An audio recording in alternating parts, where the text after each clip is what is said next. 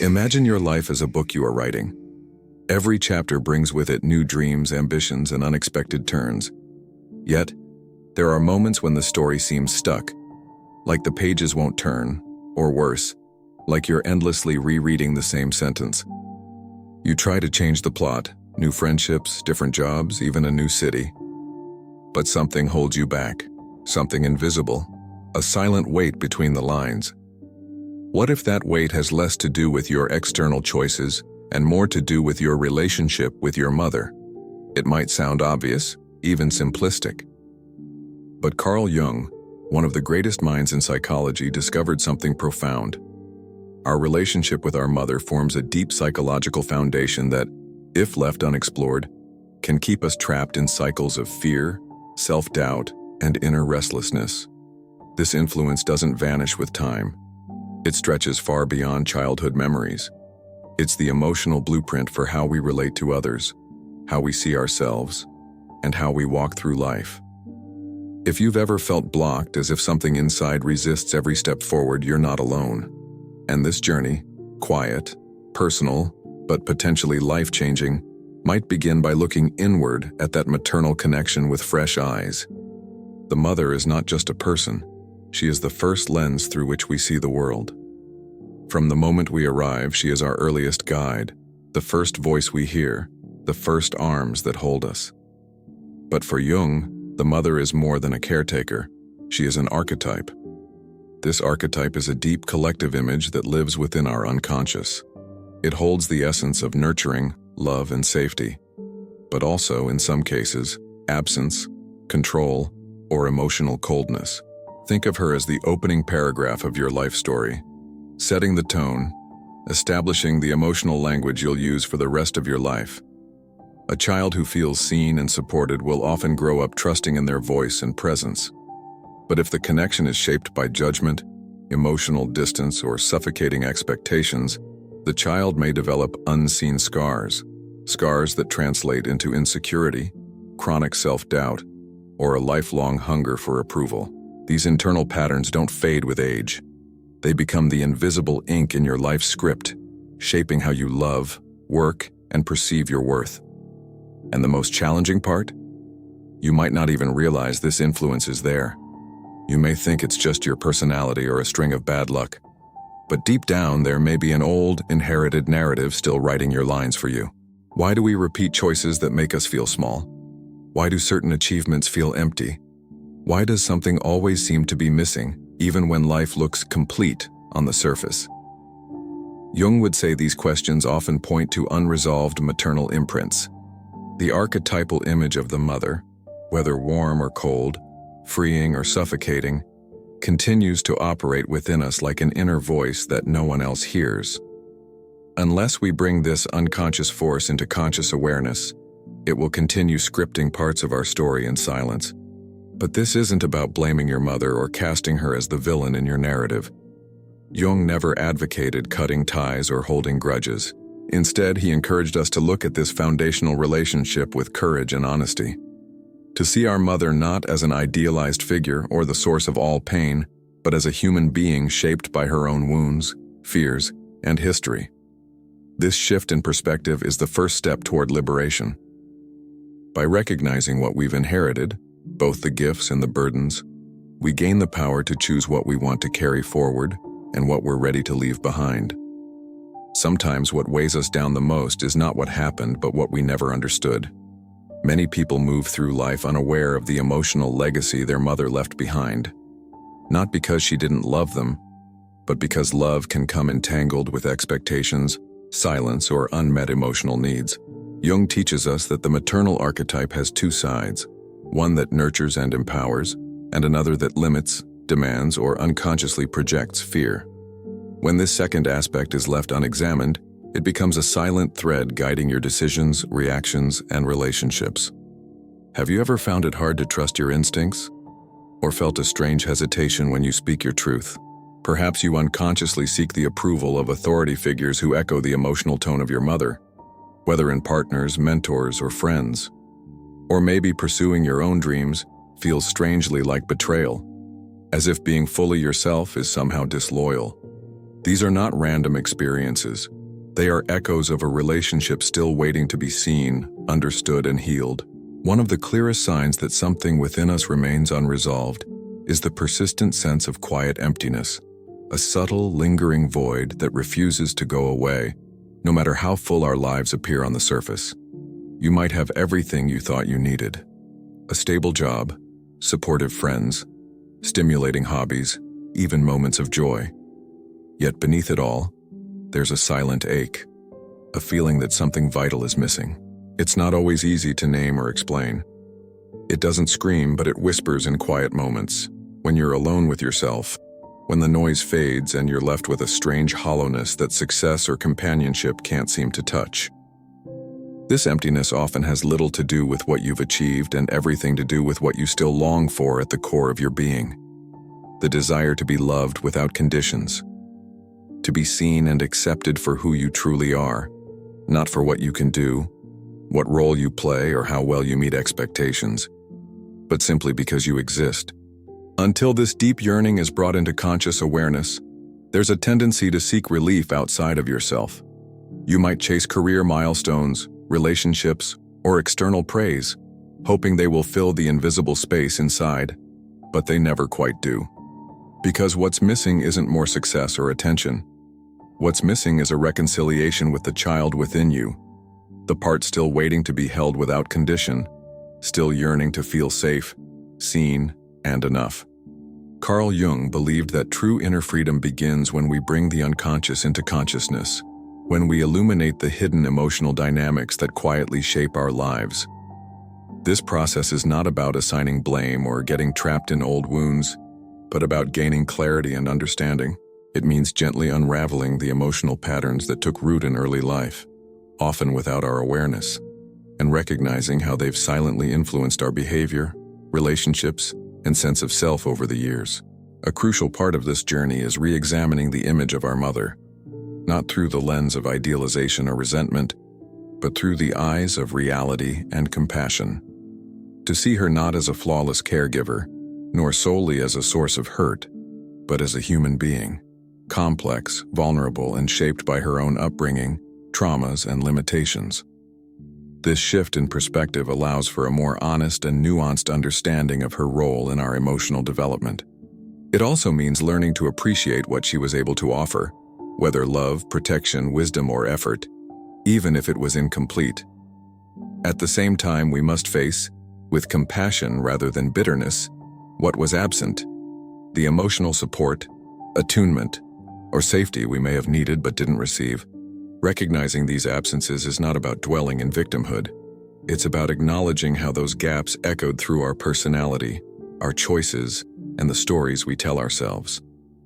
In doing so, we reclaim parts of ourselves that were hidden or fragmented. We begin to break free from unconscious loyalties and emotional loops inherited from the past. And with that awareness, we gain the freedom to respond differently, to live more consciously, and to nurture the parts of us that once had to go without. This kind of inner work is not about rejecting the past, but about choosing to stop reliving it unconsciously. It's the moment you stop writing your life as a reaction to old wounds and begin authoring it from a place of clarity and intention. You shift from being a character in a script you didn't write to becoming the conscious narrator of your own story. And in that shift, you begin to reclaim your wholeness, not by erasing the past, but by understanding it enough to finally move beyond it. What limited you isn't about holding on to resentment. It's about finally giving voice to what you felt. Only by doing this can those buried emotions begin to loosen their grip on you. Little by little, you start to see that you can write a new chapter, one where you're not repeating the same old mistakes, one where you're not carrying burdens that were never yours to bear. The path forward begins here. It's the journey of becoming yourself, of breaking free from the unconscious roles and identities that shaped you. Carl Jung called this process individuation. It might sound complicated, but at its core, it's simple. It's about discovering who you truly are beneath the masks you wore to be accepted, beneath the rules you followed to feel safe. It's like discovering your own handwriting after years of mimicking someone else's script. But this journey demands courage. The courage to face the parts of yourself that were shaped by fear, guilt, or the need to please others. Many of us grow up shaped by the influence of our mothers, or more precisely, the idea of her we constructed over time. We learn to play roles. Maybe you became the peacekeeper, always agreeable, never confrontational. Or perhaps you became fiercely independent, refusing to ask for help in order to avoid disappointment or rejection. These roles were your survival strategies, but with time they start to feel like clothes that no longer fit, still worn out of habit, yet stifling. Individuation is when you start to shed those layers and ask, who am I when I'm not performing for others? One of the key moments in this process is recognizing how you project your mother onto others. You may find yourself unconsciously seeking from a partner the affection that was missing in childhood, or looking to a boss for the validation your mother never gave. These patterns can create limiting relationships, not because others are failing you, but because you are looking outside for what can only be resolved within. Transformation begins when you start tuning into yourself, when you begin listening to your needs and becoming the support you always longed to receive. This also means seeing your mother not as the final chapter of your story, but as its beginning. She gave you the first page, but the book is yours to write. And that requires compassion. For her struggles, for the limitations she may never have overcome. When you stop seeing her as a flawless figure or a villain, something in you begins to soften. You begin to feel free to love, to dream, to live without being tied to a past that no longer defines you. Now let's talk about how to turn all of this into action. Awareness is crucial, but healing only happens when you begin to act. Individuation isn't just a theory. It lives in your daily decisions, in the quiet moments when you choose to be loyal to your true self. Start by listening to your emotions. When intense feelings like anger, sadness, or fear arise, pause and ask yourself, is this about now, or is this about something from the past? These emotions are often echoes of wounds that trace back to your early relationship with your mother. Write them down. Patterns begin to appear. Then make room for yourself. Carve out time to connect with your inner world through journaling, meditation, or simply sitting in silence. Ask yourself, what thoughts constantly judge or limit me? Often, they are the inner echoes of messages you heard growing up. Replace them bit by bit with kind words the way a loyal friend would speak to you. Free yourself from guilt. If you feel bad for wanting something different or for choosing happiness, ask, whose approval am I really chasing? Releasing these emotional debts is essential. You are not here to carry the pain your mother never healed. Your life belongs to you. Pay close attention to your relationships. Notice if certain dynamics feel strangely familiar. Do you feel unseen, overburdened, or small? Recognizing these patterns is the first step to changing them. Sometimes solitude is necessary to hear your own voice again, without the noise of inherited expectations. Consider doing something symbolic. Imagine giving back to your mother everything that isn't yours to hold, her fears, her dreams, her guilt. Thank her for what she gave, then silently declare that from this point forward, you are the author of your life. This inner ritual can have a profound impact on your subconscious. Be your own sanctuary. Stop waiting for someone else to rescue you. Offer yourself the care, the patience, and the love you've always craved. Every time you do this, you strengthen an inner foundation that no one can shake. These steps won't change everything overnight, but over time, they lead to a new way of living. You start to feel lighter, more in charge of your own narrative. Your mother no longer looms like a shadow. You see her simply as a chapter, not the entire story. And with this comes a quiet kind of beauty, the beauty of freedom. When you begin to understand and work through your mother's influence, something profound happens. It's not that life becomes easier, but you carry less weight. It's like you've been writing with someone else's pen for years and now finally you hold your own. Your decisions become clearer, your relationships more honest, and you treat yourself with more kindness. This freedom isn't about erasing the past, it's about building something new from it. You realize you don't have to be like your mother, and that doesn't make you ungrateful. You understand you can love without fear, grow without repeating the same wounds. In relationships, you stop searching for someone to complete you and start choosing those who see you as you are. At work, you begin to express your ideas without fear of judgment. Even your body may start to change. Long-held tensions and fatigue rooted in emotional patterns begin to ease. But beyond all that, you gain something irreplaceable: the inner certainty that you are enough. Not because you're perfect, but because you're fully human, flawed, dreaming, growing, and still worthy. As you free yourself from the maternal shadow, your view of the women in your life shifts as well. You begin to see your mother, your sisters, your friends with more compassion. You realize they too are carrying their battles, their pain, their hopes. And this opens space for deeper, more authentic connection, no longer based on unmet expectations, but on shared humanity. This is the quiet magic of Jung's path. When you heal your relationship with the mother archetype, you're not just healing yourself.